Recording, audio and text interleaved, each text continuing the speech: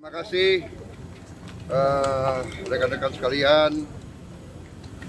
Alhamdulillah saya tiba kembali di tanah air setelah lumayan ya, kalau tidak salah 15 hari saya pergi, cukup lama. Dan tapi alhamdulillah apa yang kita hasilkan cukup bagus. Saya hadir di BRICS di Rio de Janeiro, kemudian sebelumnya saya kunjungan kenegaraan ke Arab Saudi, ketemu pimpinan Arab Saudi, Putra Mahkota, Perdana Menteri dan pimpinannya sangat bagus, hasilnya produktif. Anda sendiri dengar pengumuman mereka ya, bukan pengumuman kita, pengumuman mereka. Mereka juga menilai sangat berhasil. Banyak kemajuan yang kita capai di beberapa bidang. Mereka tingkatkan investasi di Indonesia. Kemudian saya juga membahas, saya mengajukan bahwa Indonesia ingin membangun perkampungan haji yang permanen di situ. Secara prinsip mereka tidak keberatan, tapi tentunya akan dilakukan persiapan-persiapan perencanaan teknis. Saya sudah diberitahu rencana-rencananya, mudah-mudahan lancar. Di beberapa bidang kita juga sangat erat kerjasama dengan Arab Saudi, dengan negara-negara saudara-saudara kita di Timur Tengah, Mesir, Arab Saudi, Emirat Arab, Qatar, Yordan, sangat-sangat sinkron kita. Kemudian BRICS tentunya kita juga diterima sebagai anggota. Sesudah itu saya kunjungan resmi ke Republik Federasi Brazil ya, diterima Presiden Lula dengan baik. Brazil dan Indonesia sama-sama negara sangat besar, memiliki hutan tropis yang sangat besar, bisa dikatakan paru-paru dunia.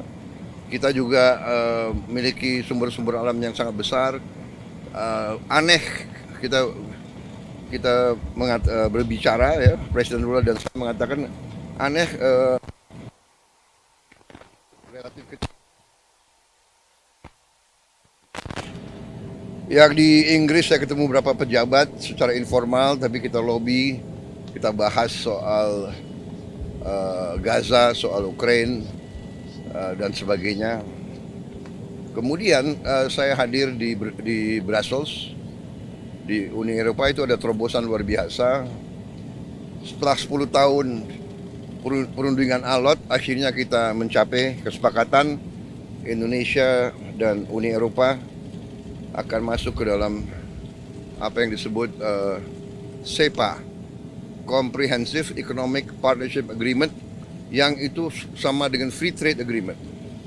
Jadi barang-barang kita bisa masuk Uni Eropa 0% tarif, mereka juga. Jadi kita sangat inilah ada hubungan simbiosis. Mereka punya teknologi yang bagus, punya sains, punya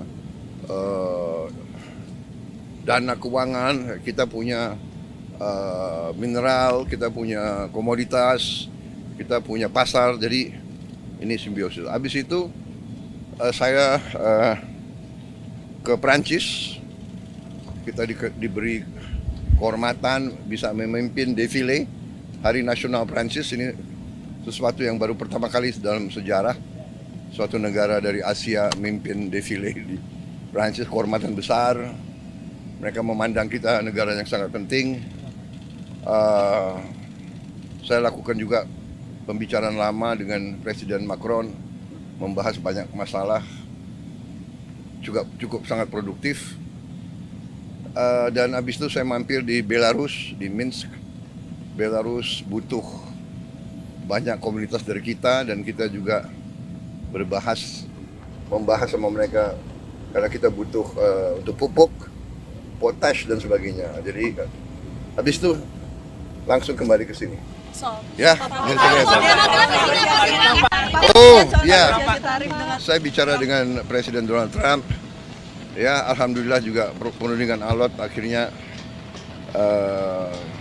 ada kesepakatan. Kita juga akan istilahnya kita memahami kepentingan mereka memahami kepentingan kita, dan kita sepakati sekarang kalau nggak salah ya tarifnya dari 32 diturunkan jadi 19. Ya, saya tetap nego. Saya katakan beliau ini seorang negosiator yang cukup keras juga gitu. Ya, saya kira itu dari saya. Ya, Bapak, apakah Indonesia melihat itu secara Pak? Pak, respon 19% bagaimana Pak bagi pemerintah Pak? Kenapa? Boeing gitu-gitu kalau Presiden Trump bilang. Ya, memang kita kan perlu untuk membesarkan Garuda. Ya, Garuda adalah kebanggaan kita. Garuda adalah flag carrier nasional. Garuda lahir dalam perang kemerdekaan kita. Jadi Garuda harus menjadi lambang Indonesia. Kita bertekad, saya bertekad untuk membesarkan Garuda, dan untuk itu ya kita butuh pesawat-pesawat baru ya, dan saya kira nggak ada masalah karena kita butuh. Mereka ingin jual pesawat Boeing juga cukup bagus. Kita juga tetap dari Airbus ya. Jadi akhirnya terjadi pertemuan dua kepentingan. Kita juga butuh, sebagai contoh, kita masih import BBM, kita masih import gas, kita masih perlu import gandum, kita masih perlu import kedelai dan sebagainya. Jadi akhirnya kita bisa dapat suatu titik pertemuan. Pak, tapi puas ya, apa Pak, dengan dari Amerika defisit gimana, Pak? Negosiasi lagi nggak Pak? Dari defisit gimana, Pak? Ya, kita terus akan namanya hubungan dagang itu terus-menerus kita negosiasi ya. Ada rencana kunjungan ke sana Pak? Kemana? Ke Amerika kunjungan?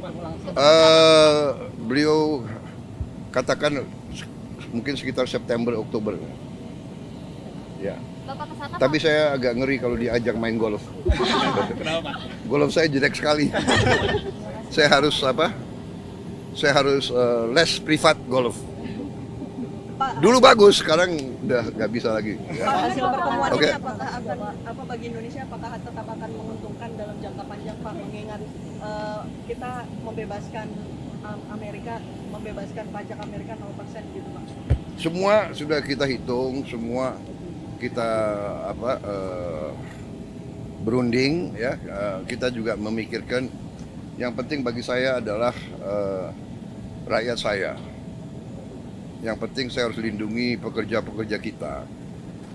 Walaupun kita juga punya sikap ya. Ini tawaran kita